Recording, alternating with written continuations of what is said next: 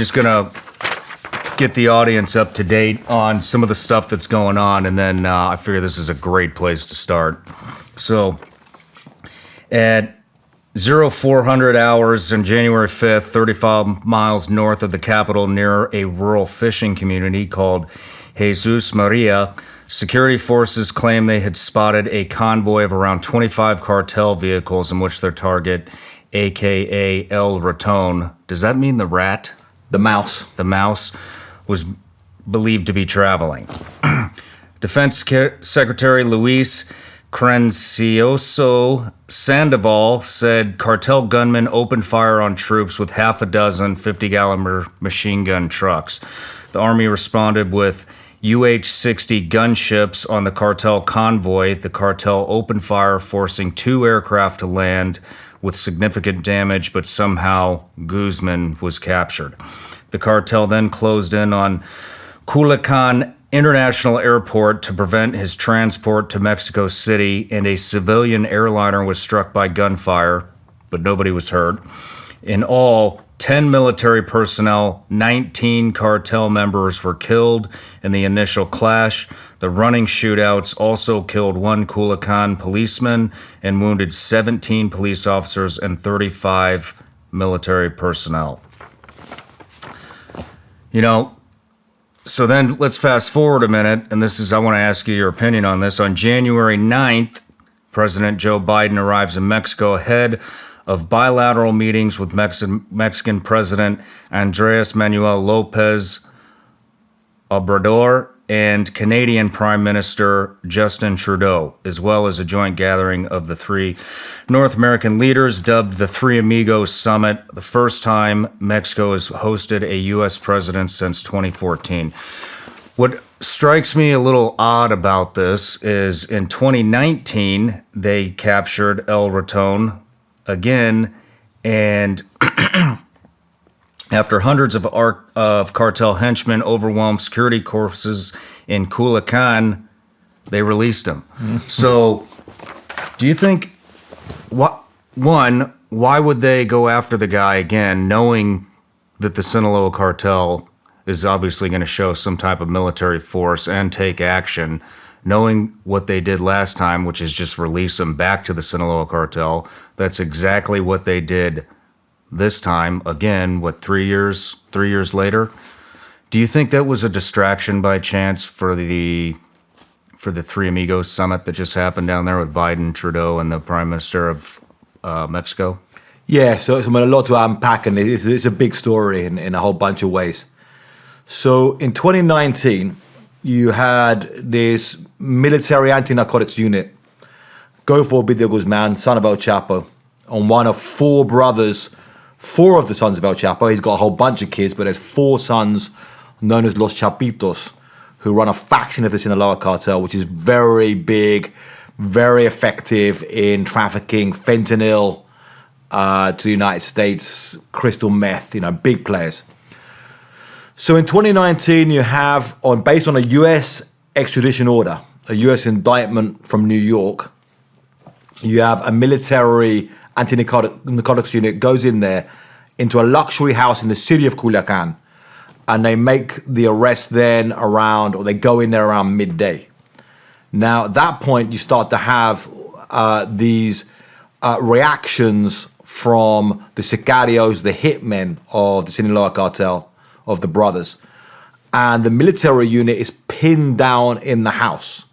So then it escalates, and you get 700 cartel gunmen against about 350 soldiers. Wow. And they also go into the barracks where the military families are, where the wives and children are, and they're like running, and they're actually taking fire. They start picking up some officers saying we're going to kill them. Civilians are like terrified. People are stuck inside schools where they went to pick up their kids. They're like sheltered in the schools while this stuff's taking place. So then the government at 6 p.m. gave the order to release Ovidio Guzman under pressure. Now, it was interesting that, he took a lot of flack for that. People always cited this as the reason why he's weak or corrupt, or both, President Lopez Obrador. In one personal meeting with him, I heard about from a witness there, he said the thing that he most regretted, was most kind of annoyed about in his presidency, was in fact releasing Ovidio Guzman on that day. So I see this as being like an attempt to kill the demons of what happened in 2019. It's known in Mexico as El Culicanazo, this whole event. So this time, it was a much more sleekly planned military operation. They didn't get him in Culiacan, they got him in this village of Jesus Maria. Now, what you read out was the government's official version. Okay. But there's definitely holes in that. It wasn't, it looks like they just kind of ran into this guy, driving in a vehicle. They said that maybe for certain judicial reasons, they didn't have the full judicial clearance for the operation for certain reasons. It might be the why.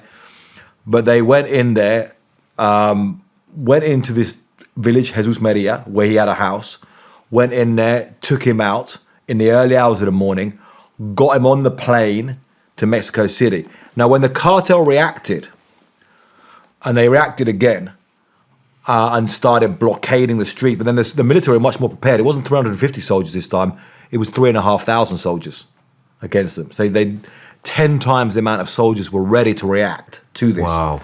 So they outnumbered the cartel sicarios. That number of dead, 17 cartel sicarios, cartel hitmen dead, it might be a lot higher really, because often the cartel would take away the bodies of those who are killed. They don't want them being taken by the military. Okay. They take away their own bodies in many sense. cases.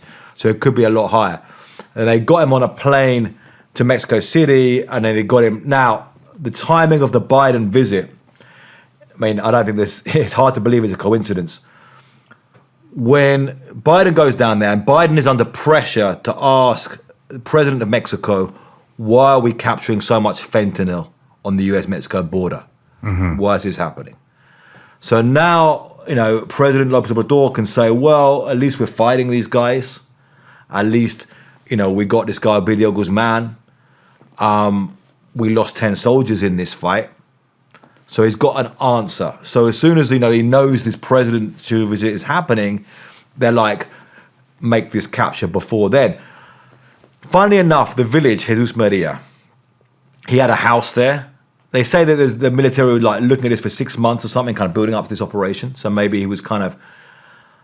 But funny enough, there's a song called Soy el Raton. It was called a narco corrido or drug ballad about this guy. And it mentions the name of the village in the song. And it says that's where he grew up.